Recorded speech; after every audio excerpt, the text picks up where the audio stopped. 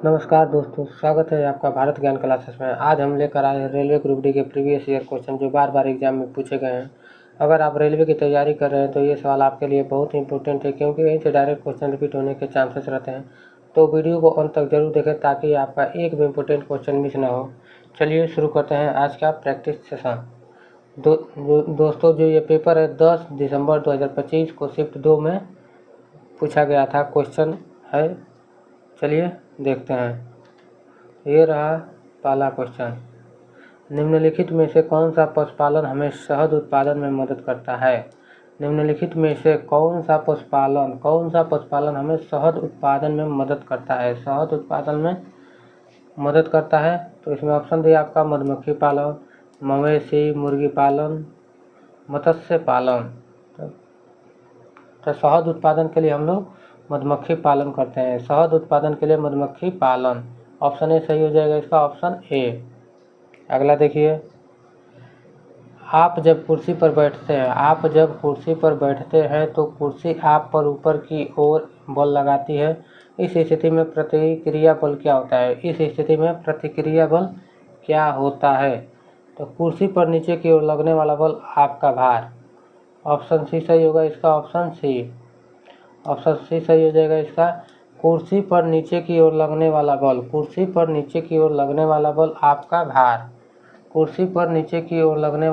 आपका भार, प्रतिक्रिया बल होता है। अगला देखिए, किसी पिंड पर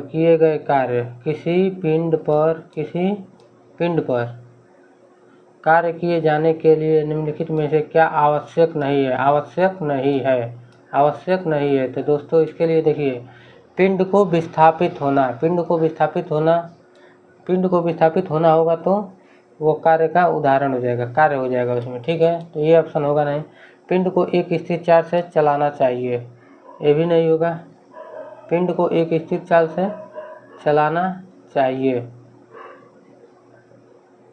तो दोस्तों इस पर कार्य नहीं होगा। तो इसका सही आंसर हो जाएगा ऑप्शन बी सही हो जाएगा इसका, ऑप्शन बी। पिंड पर बल लगाइएगा तभी कार्य हो जाएगा। अब बल का एक घटक विस्थापन की दिशा में होना चाहिए तभी कार्य हो जाएगा। तो ऑप्शन बी इसमें सही आंसर हो जाएगा, ऑप्शन बी। पिंड को एक स्थिर चाल से चलाना चाहिए, यही नहीं होगा। अगला देखिए, निम्नलिखित में से कौन सा अवक्षेपण अभिक्रिया की व्याख्या करता है?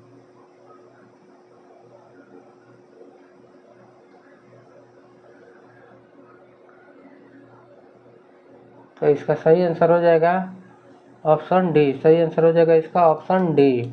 वह अभिक्रिया जिसमें एक अघुलनशील ठोस बनता है अवक्षेपण अभिक्रिया कहलाता है।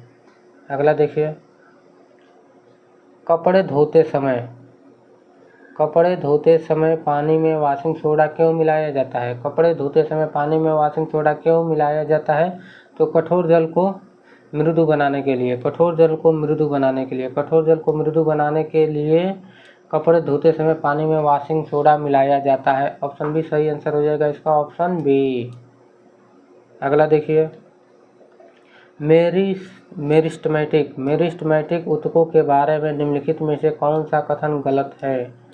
तो ऑप्शन ए इसमें दिया है पौधों में आजीवन वृद्धि को सक्षम बनाना, तो ये तो सही बात है इसके लिए। मेरिस्टमैटिक ऊतक सक्रिय रूप से विभाजित होने वाली कोशिकाओं से बने होते हैं, ये भी सही बात है। कोशिकाएं छोटी पतली भित्ति वाली सघन कोशिका द्रव्य तथा बड़े केंद्रक वाली होती है, ये भी सही है। मेरिस्टमैटिक कोशिकाएं परिपक्वता पर मृत हो जाती है, तो इसका सही आंसर हो जाएगा ऑप्शन डी, जो कि ये गलत बात है। मेरिस्टमैटिक कोशिकाएं परिपक्वता पर मृत हो जाती है, ऑप्शन डी सही होगा इसका। अगला देखिए, निम्नलिखित में से कौन सा पर परागण का कारक नहीं है? तो इसमें जल तो पर परागण का कारक है, पवन भी पर परागण का कारक है, पशु भी पर परागण का कारक है, लेकिन ऑप्शन ए जो है कि पर परागण का कारक नहीं है, तो सही आंसर हो जाएगा इसका, ऑप्शन ए। अगला देखिए, सार्वभौमिक गुरुत्वाकर्षण स्थिरांक कैपिटल G के बारे में निम्नलिखित में से कौन सा कथन सत्य है? कौन सा कथन सत्य है? यह सार्वभौमिक स्थिरांक है जो हर जगह समान होता है। यह एक सार्वभौमिक स्थिरांक है जो हर जगह समान होता है। ऑप्शन ए सही आंसर हो जाएगा इसका, ऑप्शन ए। यह एक सार्वभौमिक स्थिरांक है जो हर जगह समान होता है। अगला देखिए, अवतल दर्पण वास्तविक और उल्टा प्रतिबिंब बना सकता है जब वस्तु को डैश पर रखा जाता है। अवतल दर्पण वास्तविक और उल्टा प्रतिबिंब बना सकता है जब वस्तु को डैश पर रखा जाता है, तो वो वक्रता केंद्र से परे जब रहेगा तो अवतल दर्पण वास्तविक और उल्टा प्रतिबिंब बनाता है। ऑप्शन सी सही हो जाएगा, ऑप्शन सी। अगला देखिए, प्लास्टर ऑफ पेरिस का रासायनिक सूत्र क्या है? प्लास्टर ऑफ पेरिस का रासायनिक सूत्र क्या है? तो प्लास्टर ऑफ पेरिस का रासायनिक सूत्र हो जाएगा CaSO4 × ½ H2O। CaSO4 × ½ H2O। इसको कैल्शियम सल्फेट हेमीहाइड्रेट भी पढ़ते हैं, कैल्शियम सल्फेट हेमीहाइड्रेट। तो प्लास्टर ऑफ पेरिस का रासायनिक सूत्र हो जाएगा CaSO4 × ½ H2O यानी calcium sulphate hemihydrate. Option C सही हो जाएगा इसका, ऑप्शन सी। अगला देखिए, अलैंगिक जनन की निम्नलिखित में से किस विधि में कटे हुए या खंडित शरीर के अंग से एक नया जीव विकसित हो जाता है? एक नया जीव विकसित हो जाता है तो इसके लिए हो जाएगा विखंडन। विखंडन में होता है ऐसा, विखंडन। ऑप्शन डी राइट आंसर होगा, ऑप्शन डी विखंडन। अगला देखिए, निम्नलिखित में से कौन सा तत्व +2 संयोजकता दर्शाता है? कौन सा तत्व +2 संयोजकता दिखाता है? तो बेरिलियम जो है कि +2 संयोजकता दर्शाता है, बेरिलियम। ऑप्शन बी सही आंसर होगा, option B. Option B right answer होगा, ऑप्शन बी। अगला देखिए, जब बंदूक से गोली चलाई जाती है तो गोली के आगे बढ़ने के बावजूद बंदूक में प्रतिक्षेप क्यों होता है? बंदूक से गोली चलाई जाती है तो गोली के आगे बढ़ने के बावजूद बंदूक में प्रतिक्षेप क्यों होता है? क्योंकि बंदूक पर समान और विपरीत बल लगती है। क्योंकि बंदूक पर समान और विपरीत बल लगती है। ऑप्शन सी इसका सही होगा, option C. Option C right answer होगा, ऑप्शन सी। क्योंकि गोली बंदूक पर समान और विपरीत बल लगाती है। अगला देखिए, एक स्कूल शून्य अपशिष्ट दिवस का आयोजन करता है। निम्नलिखित में से कौन सी पद्धति इस पहल में सर्वोत्तम रूप से सहायक होगी? कौन सी सहायक होगी? इसमें सहायक होगा ऑप्शन डी। ऑप्शन डी होगा केले के पत्तों या पुनः प्रयोज्य प्लेटों में भोजन परोसना। केले के पत्तों या पुनः प्रयोज्य प्लेटों में भोजन परोसना शून्य अपशिष्ट दिवस का आयोजन करता है। शून्य अपशिष्ट दिवस, केले के पत्तों या पुनः प्रयोज्य प्लेटों में भोजन परोसना हो जाएगा। ऑप्शन डी सही आंसर हो जाएगा इसका, ऑप्शन डी।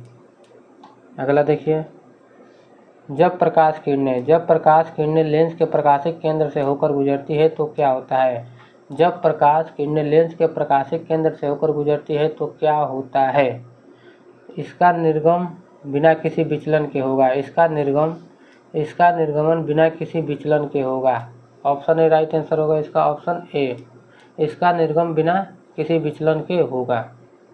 अगला देखिए, धारावाही वृत्तीय लूप के केंद्र पर चुंबकीय क्षेत्र की दिशा डैश के द्वारा निर्धारित की जाती है। धारावाही वृत्तीय लूप के केंद्र पर चुंबकीय क्षेत्र की दिशा डैश के द्वारा निर्धारित की जा सकती है।